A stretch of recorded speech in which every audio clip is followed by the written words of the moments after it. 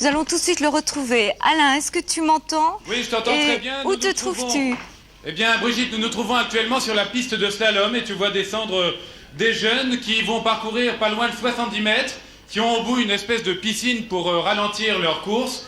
Et c'est donc l'une des spécialités de ce nouveau parc de skate. Alors j'ai à côté de moi Louis-Pascal Couvler qui va nous donner quelques indications.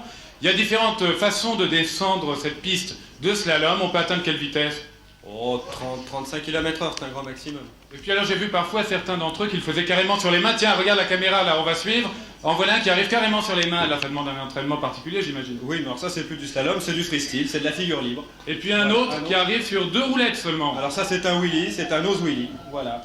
Voilà, ce sont des grands techniciens. Je voudrais indiquer tout de même que, assez curieusement, il y a des équipes de jeunes qui ont 16-17 ans et qui peuvent venir de l'étranger, notamment des États-Unis, pour nous faire ce type de démonstration. Alors ici, ils ne sont pas là, les Français se suffisent à eux-mêmes, mais on va retrouver d'autres Français qui, ceux-là, sont en train de bricoler. Parce que quand on voit des planches à roulettes, on imagine qu'il s'agit d'appareils achetés à grands frais dans des magasins, mais en fait, on se rend compte que chacun va bricoler. Alors toi, qu'est-ce que tu es en train de faire? Moi, je règle mes roues pour que ça roule mieux. Tu règles tes roues, mais alors tes roues, tu les achètes pas forcément, enfin tu achètes pas tout en lot, tu peux en prendre à droite et à gauche auprès des camarades. Comment ça se passe? Ou bien on fait des échanges, ou bien on les achète en kit dans des magasins. Et quelle est l'utilité de faire ces échanges? Les roues ne sont pas les mêmes ou quoi? Non, il y a beaucoup de différences dans la dureté, dans la largeur, etc. Ça dépend, si on veut faire du bol, on prend certaines roues, du slalom, c'est pas les mêmes, etc. Et puis il y a les roulements à billes également. Oui, il y a des roulements à billes de vitesse, de qualité diverses. Est-ce qu'il vous arrive de vraiment fabriquer un matériel particulier? En général, vous l'achetez, vous ne fabriquez pas réellement. Oui, on l'achète, non, on fabrique pas. Ouais. Alors on va regarder ici dans le U derrière vous, il y en a un qui s'entraîne. Actuellement, il l'a fait avec une planche qu'il a fabriquée lui-même ou c'est une planche de compétition? Non, c'est un camarade qui lui a fait. C'est un camarade qui lui a fait. Est-ce qu'il y en a parmi vous qui sont de bons techniciens, de bons fabricants, vous faites des échanges, et puis d'autres qui sont au contraire de bons utilisateurs? Est-ce qu'il y a les deux? Oui. Hein? Oui, je pense. T'es pas convaincu? Bon, enfin, ce genre de matériel bien sophistiqué, bien travaillé, peut nous permettre de voir des démonstrations très étonnantes. Dis-moi, Alain. Oui, Alain, Brigitte. et la fosse, qu'est-ce qu'on appelle la Attends, fosse? tu sais qu'il y a beaucoup de bruit hein, avec les planches à roulettes, là. Je t'entends assez mal. Qu'est-ce qu'on appelle la fosse? La fosse, eh ben justement, on va s'y rendre. La fosse qu'on pourrait également, et qui s'appelle également la piscine. On va s'y rendre avec les jeunes, les skateurs qui sont là. Doucement, tu vas voir que c'est un espèce de parcours, un autre parcours qui est un peu plus loin, juste derrière nous. C'est une demi-sphère. Une demi-sphère parfaite, une demi-sphère parfaite, très régulière, qui a la forme d'une piscine. Les Américains l'appellent swimming pool, et c'est pour ça qu'en France on l'a appelée piscine. Bon, alors déjà, on est au bord de cette piscine, il y a quelqu'un à l'intérieur. Voilà, quel est l'intérêt de ce genre de piscine, Pascal, là? Alors, il va tourner comme ça en rond pendant des heures? Alors oui, maintenant tout est possible, c'est-à-dire il peut tourner perpendiculairement, il peut tourner parallèlement, il peut faire toute une série de figures, c'est-à-dire rien ne lui interdit, il a toujours du béton pour lui.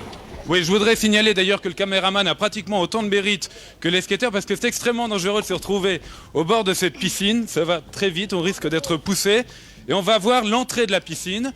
Voilà comment ça se passe. Qu'est-ce qui peut descendre? On ne descend pas à deux, je pense. Oui, Pascal. Non, on ne peut pas descendre à deux, c'est uniquement pour une personne. Là, vous avez Alexis qui est dans la piscine actuellement. Alors, c'est le grand chef, Alexis, on entendait parler tout à l'heure, et il est capable pratiquement de sortir les roues. Lui, il sort les 4 roues. Voilà, là, vous voyez, il y a une planche là-bas, vous allez voir si on voit à l'écran. Il y a une planche, et voilà, il monte beaucoup plus haut. Là, il sort 2, 3 ou 4 roues. Et quand on sort 4 roues, ils sont carrément dans l'air. On appelle ça un airborne. Voilà, et la planche arrive carrément à coller aux chaussures, c'est ça? Totalement, voilà, absolument. Il faut combien de temps d'entraînement pour en arriver là?